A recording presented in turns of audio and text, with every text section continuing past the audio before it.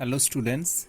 So today our lecture is based on the topic the salivary glands from your biology. So students, salivary glands are generally three types. I have prepared a short note that you can easily keep it in mind, easily you can remember. Okay, their location and their function. So let's start it with little bit introduction. You know that this is a part of your digestive system. Digestive system generally consists of two parts. You know it, alimentary canal and digestive glands. So alimentary canal start with mouth and end in anus. Similarly, that alimentary canal assists with lots of digestive glands. With in mouth, they are assisted by the salivary glands, and it plays a huge role for the digestion of carbohydrate, and it secretes, you know that by the name, its name is salivary glands, it secretes a enzyme which is called ptyalin, okay, which is called ptyalin or salivary amylase, you can say it also. So it just digests the carbohydrate or starch to the lower fraction, means maltose, starch to maltose. So students, without these glands, without the enzyme of this gland, it's impossible to digest carbohydrate. Okay, so these glands assist the alimentary canal in mouth. Okay, so let's start it. It is an salivary glands are exocrine glands. So what is exocrine gland, students? This the gland which secretes its juice, means saliva with enzyme, through a duct. It has a duct. Suppose here is the gland. Okay, if I draw, if there is a gland, gland is produced, and here is its action line. So a duct will attach with this line. The enzyme with the saliva will come through this duct and mix in this action area. Okay, suppose food is passing here. So this saliva passed through these duct to the food. And when you are chewing the food, so I will just little bit first explain this, then I will show you the position of these glands. Okay, you can, all concept will be clear regarding these glands. So students, they are exocrine glands. That's why they known exocrine. Endocrine glands is different. Its secretion of hormone takes place through the endocrine glands, and they are ductless. So in hormone chapter we will explain about the endocrine glands. So they are exocrine glands that produce saliva through a system of ducts.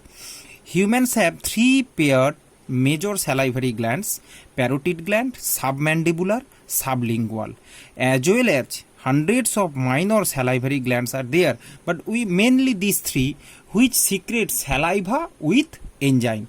Okay, and you know students, they are this saliva used to produce in your mouth also. You can see every time it's always wet inside your mouth, always saliva is coming out. So they are present somewhere in around the mouth.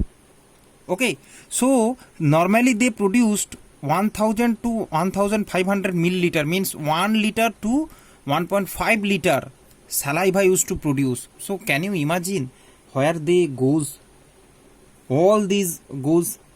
It's really interesting. Okay, and they are slightly acidic level 6.8. you know that pH 7 is the neutral solution. For a neutral solution, and more than 7 it's basic, and less than 7 it is acidic solution. That's why it's slightly acidic, just below 7, you can see 6.8. and fluid containing water, salt, mucus, and an enzyme, salivary amylase. It's very important, students. This is the main enzyme, or ptyalin, P-T-Y-A-L-I-N, P silent, ptyalin. Okay, so glands, location, function. First, parotid gland, just in front of and below each ear. So just I am showing you the position. So students, you can watch it here. This is the parotid gland. Okay, you can see it. Okay, just in front of and below each ear. That side also same position, parotid gland.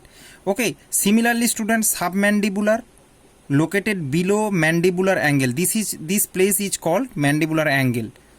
Okay, so just below mandibular angle, and this is sublingual gland, and it is just below the tongue. You can see there is the tongue, or under floor of mouth, this position. Okay, here is the another picture for your better understand, student. You can see here parotid gland. Okay, and the nerve, facial nerve is present from, it is generated from ear below this portion, and it's just throughout the mouth. We will not talk about that. We will talk about parotid gland here, just beneath the ear, below the ear. And mandibular angle, this is the mandibular angle, you can say. Okay, and submandibular gland here, and sublingual, you can see. Okay, just below the tongue, sublingual. Here you can see sublingual below the tongue. Okay, so I hope you can understand that is below the tongue.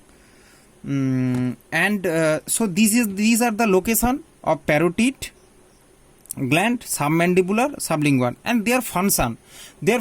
I told you, all these three glands used to secrete same type of enzyme with saliva, but there is little bit difference. That's why I written here. You can see parotid glands produce watery substance with enzymes. Watery substance with enzyme. What enzyme? Tyalin. Okay. Similarly, submandibular produced enzymes and mucus. Okay, so this enzyme and mucus.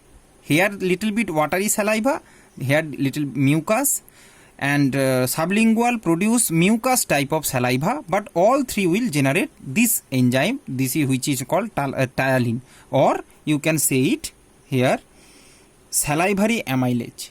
Okay, so students, this is the, and here it is starch. There is the reaction, starch converted into maltose. Here it is a interesting thing. This maltose used to prepare in mouth. That's why doctor used to say that chew fruit properly. And if you can do this experiment also in your home. If you chew a food 3 or 4 minutes, okay, thoroughly, you can feel that it's become taste sweet. Okay, a sweetness you will feel in your mouth. That food what you are chewing, generally it should be a carbohydrate. Okay, so why, students? Because that carbohydrate or that starch, as the in mouth these three glands present, these three glands, when you just start chewing, the saliva used to secreted by these three glands, and these three glands produce this enzyme. Okay, so this starch or carbohydrate what you are chewing mixed with this enzyme converted into maltose. It will take little bit time, 2-3 minutes. If you chew properly, in mouth also this carbohydrate converted into maltose. That's why, which is a disaccharide, and its taste is sweet. You know, the taste of maltose is sweet. So sometime question used to come, when you just 2-3 minutes if you chew a food, why it tasted sweet. So you can write it that the starch or the carbohydrate converted into maltose, which is a disaccharide, and the taste of maltose is sweet. That's why if we chew a food for some time, it's a sweetness used to taste it. Okay, so students, this all about salivary glands. You just pause the video in between the lecture, and if you slowly watch the video, it will be better for your understand, and all the concept will be clear if you take the screenshot. Okay, so thank you very much, students. God bless you all.